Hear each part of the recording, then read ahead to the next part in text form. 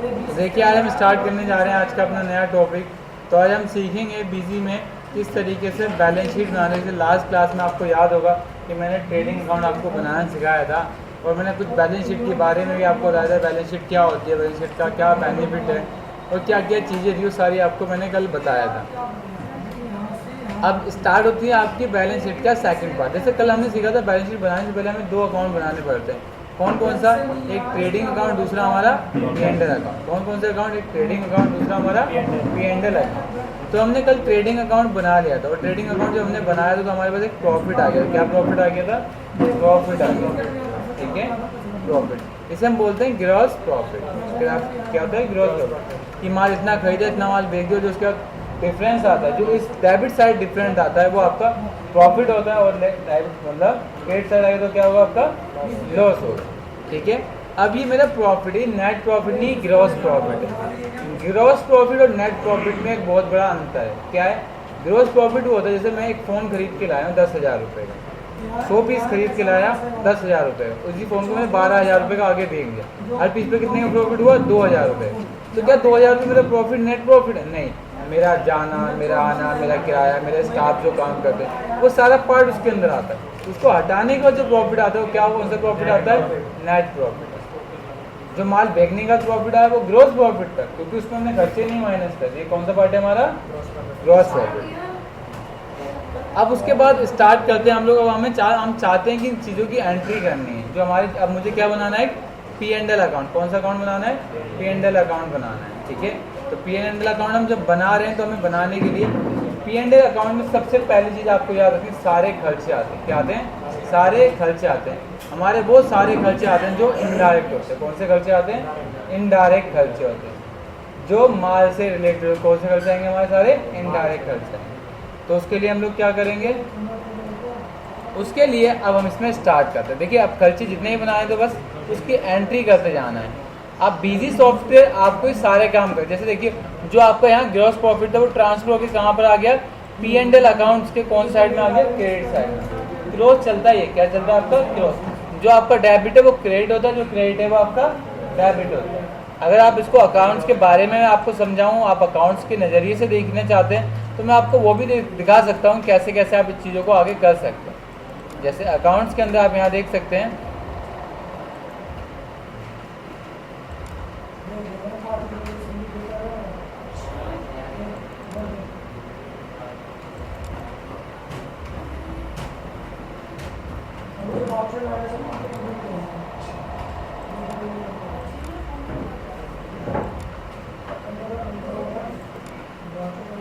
शायद वो अभी मेरे पास टॉपिक है नहीं। चैप्टर नंबर 18 है 11 का, वो अभी चैप्टर शायद मेरे पास इसके अंदर है नहीं, वरना वो वहाँ से आप लोग वो भी सारे काम कर सकते हैं, ठीक है। तो अब मैं इसकी एंट्री करता हूँ। जो हम P&L अकाउंट बने, P&L अकाउंट हमारे क्या होते हैं? हमारे वो सारे खर्चे होते हैं जो किसको इफेक्ट करते हैं? हमारे कौन से? हमारे P&L अकाउंट सारे खर्चे होते हैं, ठीक है।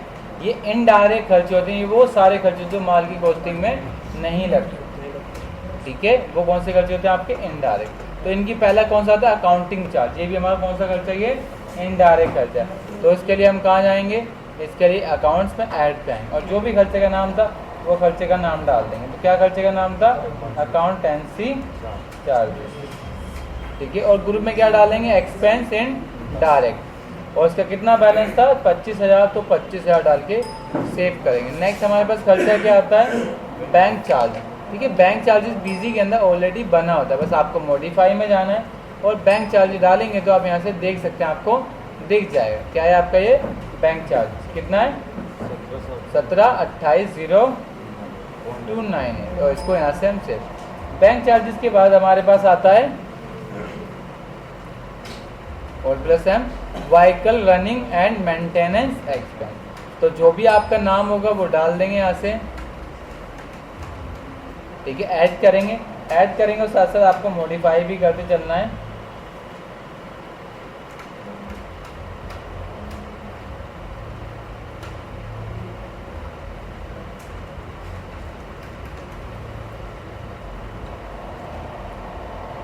ठीक है। अब यहाँ से थोड़ी सी गलती हो गई क्योंकि मैं नीचे कीबोर्ड पे नहीं देख रहा था, इसे थोड़ी सी दिक्कत हो गई।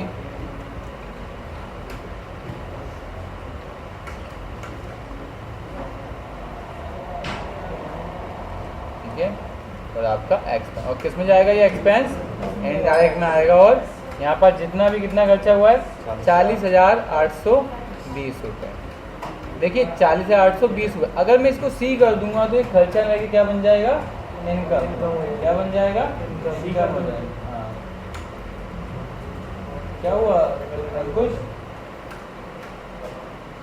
और इसको यहाँ से सेव कर दो। उसके बाद देन हमारे पास क्या आता है? Car insurance. तो कार इंश्योरेंस में हमारे लिए क्या आता है? खर्चा होता है। याद रखना ये सारे खर्चे होते हैं। वो सारे खर्चे जो माल की कॉस्टिंग में नहीं जुड़ते वो क्या कहलाते हैं? हमारे इनडायरेक्ट खर्चे कहलाते हैं। इसको क्या ले लेंगे हम लोग? और ग्रुप में क्या डाल देंगे इसको? और 50 कितना है? 17,239 रुपये डाल के सेव कर दें। कार इंश्योरेंस के बाद हमारे पास नेक्स्ट जो आता है वो क्या आता है? कौन सा है? Conveyance expense. कौन सा है? कन्वेंस खर्चे हमारे वो सारे खर्चे होते हैं जो लड़का लेने गया पेमेंट या और कोई काम के लिए गया, जो उस पर ट्रैवल पे खर्चा आता है। कौन सा खर्चा होता है? कन्वेंस एक्सपेंस होता है। ठीक है, ऑलरेडी बीजी के अंदर बना होता है तो आपको बस एंट्री डालनी है और सेव करनी है। देन कन्वेंस एक्सपेंस में आता है डेप्रिसिएशन एक्सपेंस। डेप्रिसिएशन कौन क्या होता है? ये भी हमारा खर्चा होता है। क्या होता है? ये भी हमारा खर्चा होता है। ये कौन सा खर्चा होता है? जो किसी चीज़ की वैल्यू को कम कर देता है। जैसे डेप्रिसिएशन किस पे लगाते हैं हम लोग? फिक्स एसेट पे लगाते हैं। तो हमने कितनी वैल्यू कम हो गई? 1,25,717 रुपये की वैल्यू यहाँ से हमारी कम हो गई। इसको सेव कर देंगे। ये तो आगे बता दूंगा ना किस तरह। हाँ, उसके बाद हमारे पास क्या आता है? डिस्काउंट। अब ये डिस्काउंट कौन सा डिस्काउंट की बात कर रहा है भाई? ये डिस्काउंट उसकी बात कर रहा है जब हमने सेल करते हुए डिस्काउंट दिया, ये उसकी बात कर रहा है। यहाँ पे क्या ले लेंगे हम? Expense indirect. और कितना डिस्काउंट है? 3,536। और इसको और सेव कर दें। डिस्काउंट की बात क्या है हमारे पास? फेस्टिवल, क्या था? Festival celebration expense. तो आपका जो भी एक्सपेंस था वो एक्सपेंस डाल देंगे।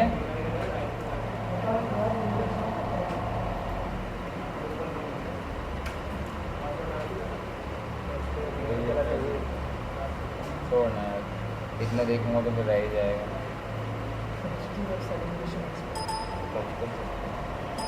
और उसके बाद फिर क्या था हमारा? Water electricity. वाटर ऑलरेडी बना होता है, बस के आगे से क्या हटा दो? इलेक्ट्रिसिटी हटा दो। ठीक है, और आगे क्या ले लो आप? इनडायरेक्ट। ठीक है, क्या लग जाएगा इसका? कितना है? 73,745। और इसको F2 करके आप सेव करें। सेव हो गया। उसके बाद हमारे पास क्या? Interest on car loan. अब आप लोग बताइए, इंटरेस्ट ऑन कार लोन है, ये हमारे लिए क्या होगा? लोन है, हमने कार के लिए लोन लिया था, अब उस पर पैसा दे रहे हैं तो इनकम होगी। हमें क्या होनी चाहिए? हमारे लिए खर्चा होता है भाई। अब आप क्यों एकदम से पूछा कि मतलब क्या होता है, जबकि आसानी से भी खर्चा या तो ग्रुप में क्या जाएगा? इनडायरेक्ट। याद रखना जब P&L अकाउंट को इफेक्ट डालेंगे कौन से ग्रुप में जाएंगे? सारे इनडायरेक्ट में एक्सपेंस। और इसको सेव करें। उसके बाद हमारे पास क्या है? Freight and cartage. Freight and cartage तो हमारे पास ऑलरेडी बना होता है, तो कहाँ जाएंगे? मॉडिफाई में। और यहाँ से हम ले लेंगे क्या था हमारा अगला? फ्रेड। एंड देन कितना ही है हमारा? कितना? 1,32,584। और इसको F2 करके हम लोग सेव करेंगे। उसके बाद हमारे पास क्या है नेक्स्ट?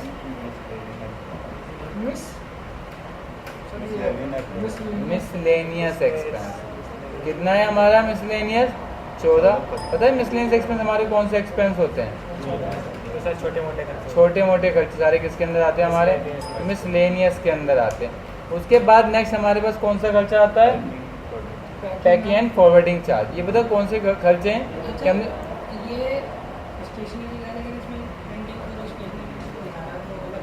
नहीं वही डाल दो। ठीक है, अब ये बना होता है हमारे पास पैकिंग के नाम से, कभी आपने देखा है? बना होता है हमारे पास। जब नहीं बना होगा तो क्या करेंगे, उसके लिए बना लेंगे। ठीक है, पेमेंट में नहीं कर सकती क्या?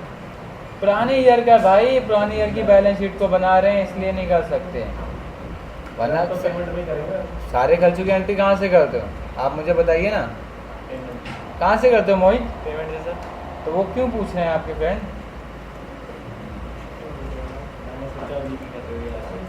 मैंने नई कंपनी बना रहा हूँ, बैलेंस शीट बना रहा हूँ भाई, तो जब पुराना डाटा तभी तो मेंटेन होगा, तभी तो आगे वर्किंग करेगा।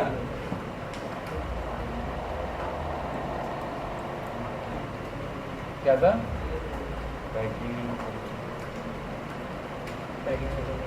और कितना?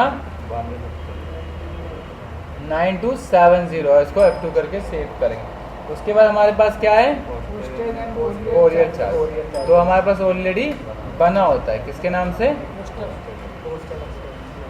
ठीक है, कितना? 3050, और इसको ध्यान से सेव करें। कितना खर्चा है टोटल? उसके बाद क्या दिया हमने लड़कों को? सैलरी दी है। सैलरी हमारे लिए क्या होता है? खर्चा होता है। सैलरी कितनी दी है? 2,76,000। कोई हमसे पूछे मंथली सैलरी कितनी बन गई, तो डिवाइड बाय 12। फिर क्या आता है? स्टाफ, हाँ टोटल सैलरी।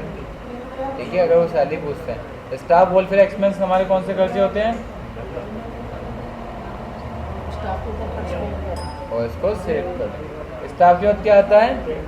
स्टेशनरी आता है, तो यहाँ से हम स्टेशनरी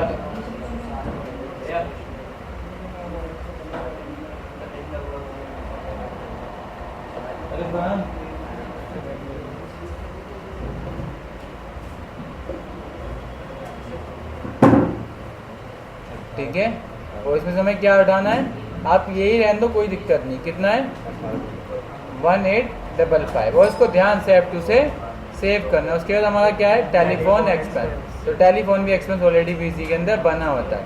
कितना है? 6100, और इसको F2 करके सेव कर दें। उसके बाद हमारा क्या है? Audit fees. तो आप लोग जानते हैं ऑडिट फीस क्या होती है? ऑडिट फीस हमारी वो होती है जब हम साल में 31 मार्च को बैलेंस शीट पूरी फाइनल करने का जब हम गवर्नमेंट को जमा कराते हैं, तो उसमें जो चार्जेस लगते हैं वो ऑडिट फीस चार्ज होते हैं। क्या चार्ज होते हैं आपके? ऑडिट फीस चार्ज होते हैं।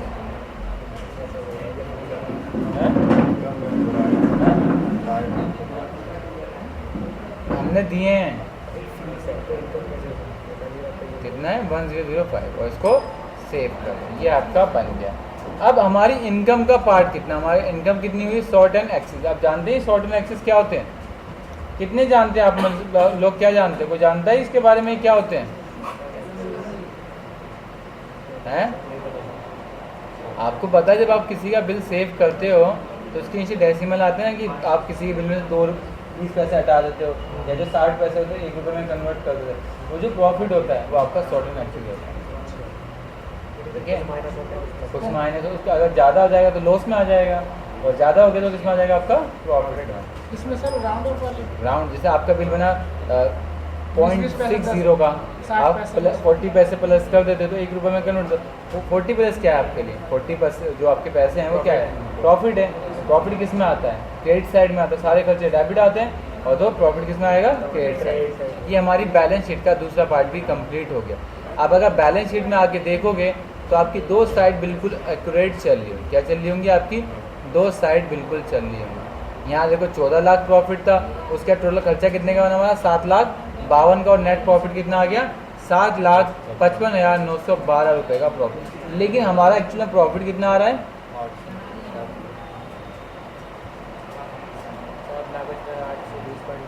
ये आ रहा है। क्यों आ रहा है ऐसा भाई? ये इसलिए आ रहा है कि जो हमने एक शॉर्ट एंड एक्सिस का बनाया था उसके अंदर हमने शायद कोई गलती कर दी। शॉर्ट एक्सिस में हमने पहली बार तो डाला नहीं, और ये डी की जगह सी होगा। क्यों सी होगा? क्योंकि इनकम है, सारे खर्चे डेबिट होते हैं, इसलिए देखिए बिल्कुल एक्यूरेट आ गया। ठीक है, ये आपका ट्रेडिंग अकाउंट है। तो आपको बस क्या चीज़ याद रखनी है कि अगर आप जो परचेज के अंदर डालोगे काम इफेक्ट करती है ट्रेडिंग अकाउंट में, परचेज में इफेक्ट करती है। और जो आप आपका सारे खर्चे डालते हो कौन से? डायरेक्ट मैन्युफैक्चरिंग कहाँ इफेक्ट करता है? ट्रेडिंग अकाउंट के इस साइड में करता है। और आपका ओपनिंग स्टॉक कहाँ इफेक्ट करता है? ट्रेडिंग साइड की डेबिट साइड।